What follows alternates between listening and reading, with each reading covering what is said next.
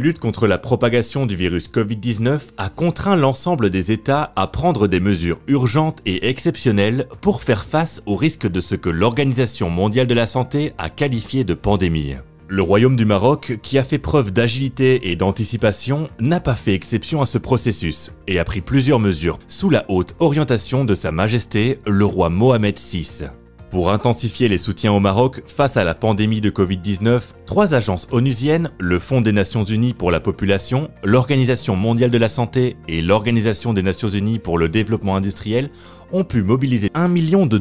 auprès du secrétariat général des Nations Unies afin d'appuyer le gouvernement marocain à renforcer les mesures de dépistage du virus et assurer la continuité des services essentiels de soins pour les populations les plus vulnérables, dont les femmes enceintes, les professionnels de santé, les femmes victimes et survivantes à la violence, les migrants, les détenus, les jeunes, les patients atteints de maladies chroniques, en particulier les patients cancéreux, ainsi que les travailleurs de première ligne dans les secteurs de l'industrie. Pour mener à bien ce projet multipartenaire d'une durée de 7 mois, un comité de pilotage coprésidé par le ministère de la Santé et l'OMS a assuré la gouvernance du projet.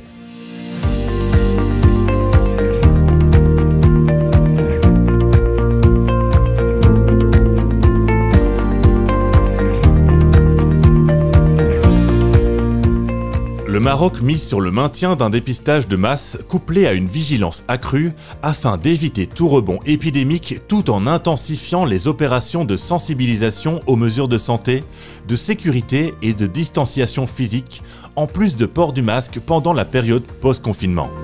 L'Institut national d'hygiène est le premier laboratoire mobilisé pour le diagnostic et les opérations de dépistage du virus, afin de renforcer les capacités des acteurs sur le terrain et mobiliser les ressources nécessaires à la lutte contre la pandémie. Les 3 agences onusiennes ont contribué à l'acquisition d'équipements de laboratoire permettant de faire fonctionner 3 machines thermocycleurs PCR dans le cadre du diagnostic moléculaire du Covid-19.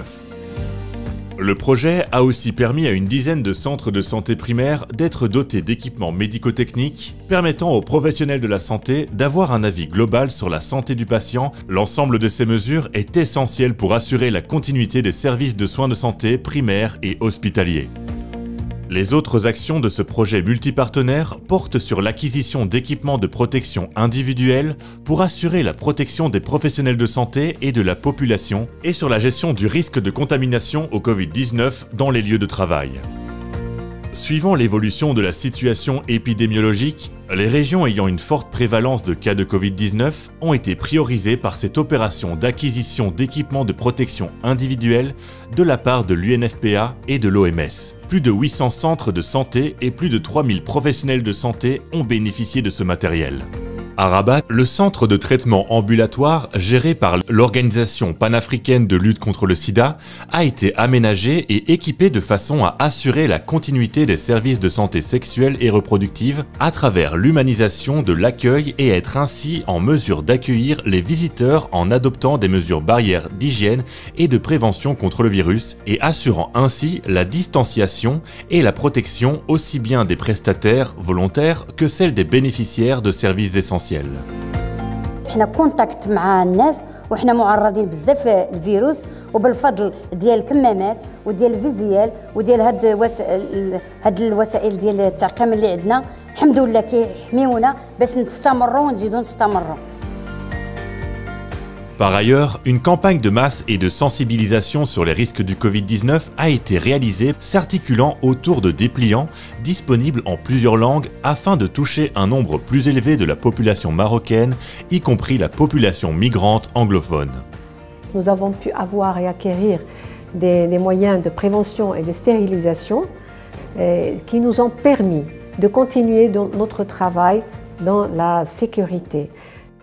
D'autres actions visant la sensibilisation des jeunes ont été assurées au profit des responsables administratifs des directions régionales du ministère de la Culture, de la Jeunesse et Sport et des responsables de la gestion des établissements relevant du ministère. Le secteur industriel, en particulier des secteurs comme celui de la gestion des déchets, l'agroalimentaire et le commerce et e-commerce, joue un rôle clé dans la résurgence des économies post-Covid et nécessite des actions spécifiques pour adapter au mieux les conditions des travailleurs aux circonstances actuelles et intégrer la dimension de résilience dans les secteurs cibles. Nous accompagnons et nous renforçons les actions et activités initiées par le gouvernement du Maroc et le secteur privé en matière de sensibilisation, de formation et d'information en mettant l'accent sur 3 secteurs clés, à savoir l'agro-industrie, la gestion des déchets et le commerce, en particulier le commerce électronique, à travers la production d'une série de capsules en français et en darija, ainsi que des guides pratiques qui vont leur permettre et les accompagner dans le cadre de leur reprise. Pour sa part, l'ONUDI a initié une campagne de communication et de sensibilisation à destination des entreprises du secteur industriel et de leurs travailleurs en vue de protéger la santé des salariés et assurer la continuité des activités et de l'emploi.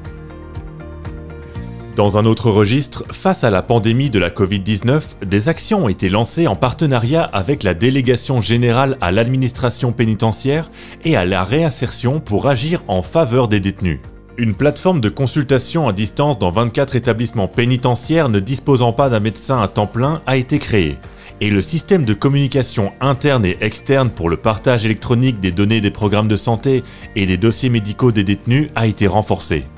Nous avons un problème de couverture médicale dans 24 établissements pénitentiaires. Donc, pour répondre aux besoins